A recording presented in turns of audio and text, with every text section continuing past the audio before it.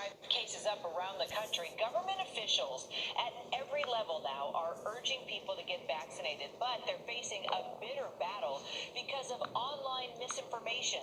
Earlier this year, the Center for Countering Digital Hate identified 12 people who make up 65% of the misinformation seen on social media. Joining us now is Imran Ahmed, the founder and... Is 12-3-11? CEO of the organization. Imran, it's good to see you. See you too. All right, so who makes up this disinformation dozen that you talk about, and why haven't any of the big social media companies taken action against them? Maybe because we have freedom of speech and these platforms are to discuss things like people's opinions, theories, real information, and things that aren't propaganda. Let's see what they say. Well, these are 12 super spreaders of digital misinformation. They're people who, with companies behind them, charities, large organizations, often hundreds of staff and millions of dollars to spend, that they have become the producers of the best quality, most shareable misinformation. And we calculated that these 12 individuals make up 2/3. Soros, Rockefeller, Turner. No, it can't be them. Of all misinformation shares on social media. The reason why companies haven't taken action, well, because frankly, they're a draw. They are eyeballs to their sites. And in the end, because of the way that liability works on social media platforms, no one can actually get them to take action against these people. They don't have to close their accounts down, even when the President of the United States says that their inaction is costing lives. Is that a president or a dictator? Just a few examples of who we are talking about when you talk about this dozen. Sure. Well, one example is Joe McCullough, who... You guys gotta hear this, what he says with a straight mask. Claims that the way to solve acute COVID is nebulized hydrogen peroxide. It sounds very scientific, but nebulized means breathed in through a mask, for example, and hydrogen peroxide is bleach. Did you hear that? Hydrogen peroxide is bleach. But let's get rid of these people that are spreading disinformation. Can you believe that? I mean, that's crazy funny. But if it wasn't so deadly. Robert F. Kennedy Jr. is another example. He says that African blood is different to white blood, and that black boys shouldn't be vaccinated because they have more side effects. That's simply not true. And what it means is that, of course, African American people would be more reluctant if they believed him. Oh, so now it's going to be a racist thing. I'm nervous being white, and I know if I was black, I would be more nervous after what they've done. What's true and what's misinformation on social media. I mean, just listening to what you said, I think that sounded pretty outrageous to me, just the way you described it, and that they would even say things like that. Are there any simple tips that you can give our viewers to better identify fact from fiction, especially when it comes to vaccine misinformation?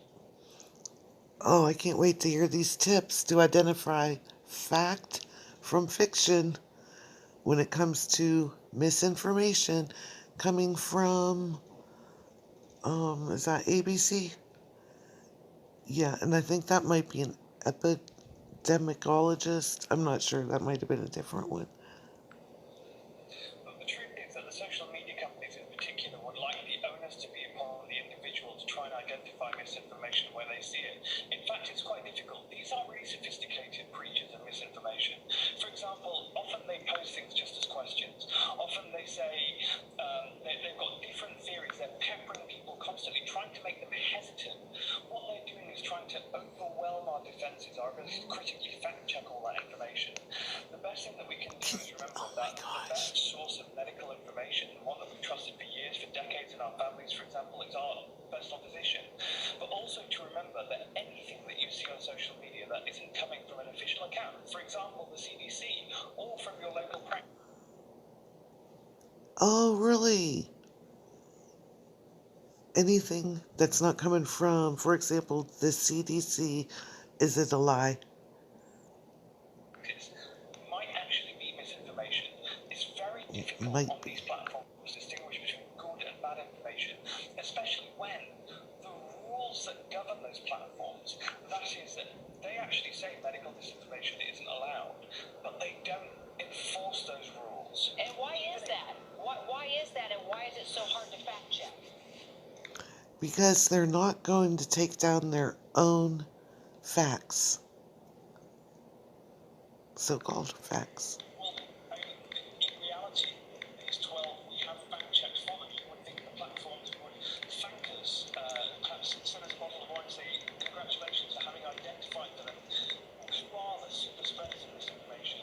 In reality, because these audiences are worth a lot of money to them, conspiracy theories are addictive. They keep people on platform digging further and further, going down the rabbit hole of misinformation and conspiracism, which if any of us has someone who's Victorian conspiracy theory will recognize that behavior.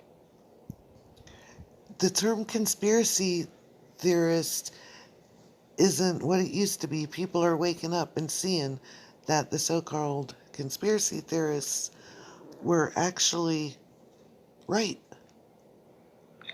So because it keeps people on platform consuming ads, actually these big tech companies that have the wealth to know better have failed to act on the misinformation. So you're saying greed is costing lives? Absolutely. This comes down to one thing. It comes down to dollars. And Yes. Pfizer, Johnson & Johnson, whatever the heck the other ones are called. Yes, greed. there's no way for anyone to impose anything because the nature of US law, what's called Section 230 of the Communications Decency Act 1996, written before social media existed, says that no internet platform can be liable for the content produced by a third party, which means that they can't be economically, they couldn't be sued, they couldn't be criminally prosecuted for that content. And neither can the vaccine makers be sued for things such as double pneumonia with blood clots in the lungs, liver problems, immediate death, and who knows what else.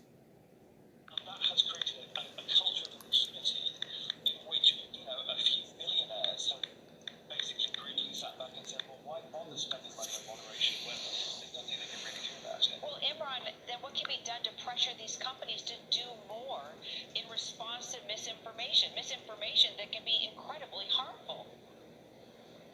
Well, I mean, at this point, we saw both the anger in the White House when President Biden cited the numbers from the disinformation doesn't Oh, say, look at Biden's these 12 anger. people are causing untold havoc, and he said Facebook are killing people. But that also showed the limitations of what he can do. We have no tools beyond the Look at him. Now, Senator Klobuchar Trust has him. a bill which he's just introduced a few days ago, which would create liability for social media companies if they permit the spread of misinformation when they know that it's being spread in a public health crisis. And we're going to have to be creative because really this is a problem that lots of countries around the world are wrestling with. In the UK, they're trying an online. Well, everybody, we know this is a worldwide thing. New World Order. So, they're trying to get us all at once. Safety bill. In Europe, they're trying a Digital Services Act. In the US, until now, it's been piecemeal. It will be up to President Biden to show the same boldness that he's shown in confronting other social issues, for example, the economic downturn, when it comes to the issue of misinformation. Do you think that there's as many people that got the poison as they say? I'm not quite sure. There are a lot of people around me that did get it. And a lot of them got really, really sick afterwards. And a lady I know very, very well passed away last week.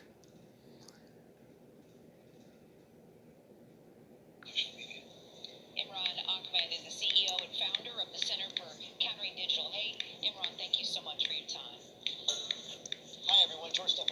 Thanks for checking out the ABC News YouTube channel. If you'd like to get more videos, show highlights, and watch live event coverage, click on the right over here to subscribe to our channel, and don't forget to download the ABC News app for breaking news alerts. Thanks for watching. Alright, have a good day or night, everybody.